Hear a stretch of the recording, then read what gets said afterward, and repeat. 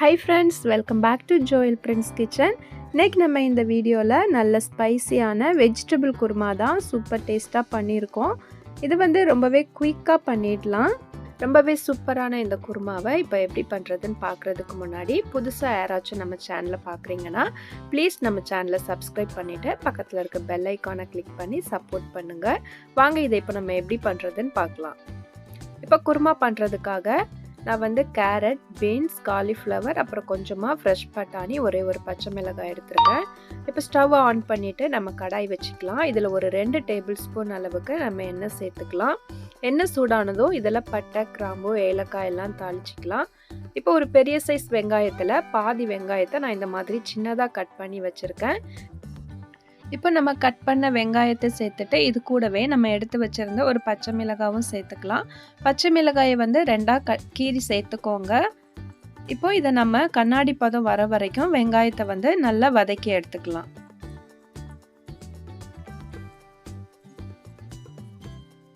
வெங்காயம் நல்ல கண்ணாடி பதம் வந்ததும் இது கூட ஒரு கொத்து கருவேப்பிலை சேர்த்துக்கலாம். கூடவே ஒரு 1/2 டேபிள் ஸ்பூன் அளவுக்கு இஞ்சி பூண்டு விழுது சேர்த்துட்டு இதையும் நம்ம நல்லா வதக்கி விட்டுக்கலாம்.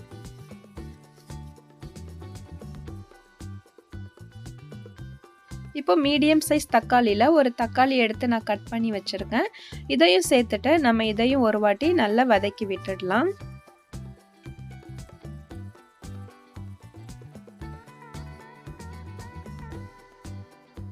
இப்போ இது கூடவே நம்ம மசாலா பொருள் எல்லாமே ஆட் பண்ணிக்கலாம். ஃப்ளேமை சிம்மில் வச்சுட்டு ஆட் பண்ணிக்கலாம். இப்போது 1/4 டேபிள் ஸ்பூன் அளவுக்கு மஞ்சள் தூள் சேர்த்துக்கலாம். காரத்துக்காக 1 டேபிள் ஸ்பூன் அளவுக்கு மிளகாய் தூள் சேர்த்துக்கலாம். 1/2 டேபிள் ஸ்பூன் அளவுக்கு தனியாத்தூள் சேர்த்துக்கலாம். நீங்கள் காரம் கம்மியாக வேணும்னா ஒரு 1/2 டேபிள் ஸ்பூன் அளவுக்கு மிளகாய் தூள் சேர்த்துக்கோங்க. சேர்த்துட்டு இதை ஒரு வாட்டி நம்ம நல்லா கலந்து விட்டுடலாம். இப்போ நம்ம கட் பண்ணி எடுத்து வச்சிருக்க காய் எல்லாமே இதோட சேர்த்துடலாம்.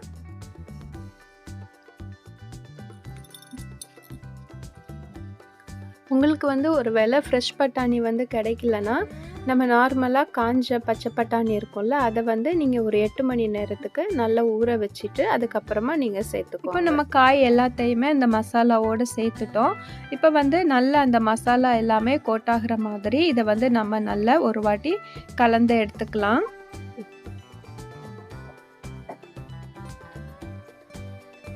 இப்போ நம்ம இதோட 1 கப் அளவுக்கு தண்ணி சேர்த்துக்கலாம். தண்ணி சேர்த்துட்டு இப்போ குருமாக்கு தேவையான உப்பு நம்ம இதோட சேர்த்துக்கலாம். சேர்த்துட்டு இதை ஒரு வாட்டி நம்ம நல்லா கலந்து விட்டுடலாம். இப்போ ஃப்ளேமை மீடியமாக வச்சிடுங்க. வச்சுட்டு இந்த காய் எல்லாமே ஒரு 3/4 பாகம் வேகிற அளவுக்கு நம்ம ஒரு 5 நிமிஷத்துக்கு இதை நம்ம வேக விட்டு எடுத்துக்கலாம்.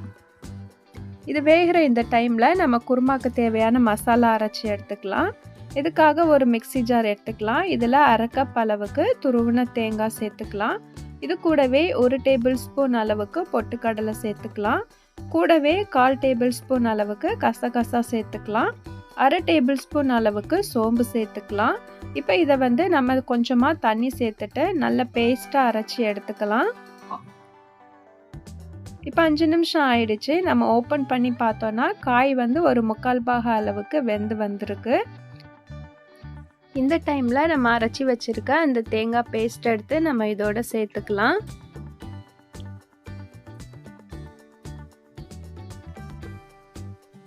சேர்த்துட்டு இப்போ இந்த மிக்ஸி ஜாரில் இருக்க மசாலா எல்லாத்தையும் நம்ம ஒரு வாட்டி தண்ணி விட்டு நல்லா அலசிட்டு குருமாக்கு தேவையான தண்ணியை நம்ம சேர்த்துக்கலாம்.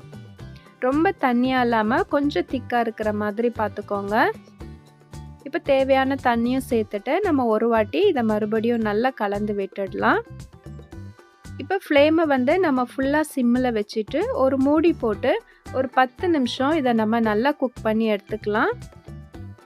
இப்போ பார்த்தீங்கன்னா கரெக்டாக 10 நிமிஷம் ஆயிருக்கு. நம்ம ஓப்பன் பண்ணி பார்க்கலாம். நம்ம சேர்த்துருந்த எண்ணெய் எல்லாமே நல்ல மேலே பிரிஞ்சு வந்திருக்கு. குருமாவும் நல்ல திக்காக கரெக்டாக குக் ஆகி வந்திருக்கு. பார்த்திங்கன்னா காயுமே எல்லாமே நல்லா கரெக்டாக குக் ஆகிடுச்சு.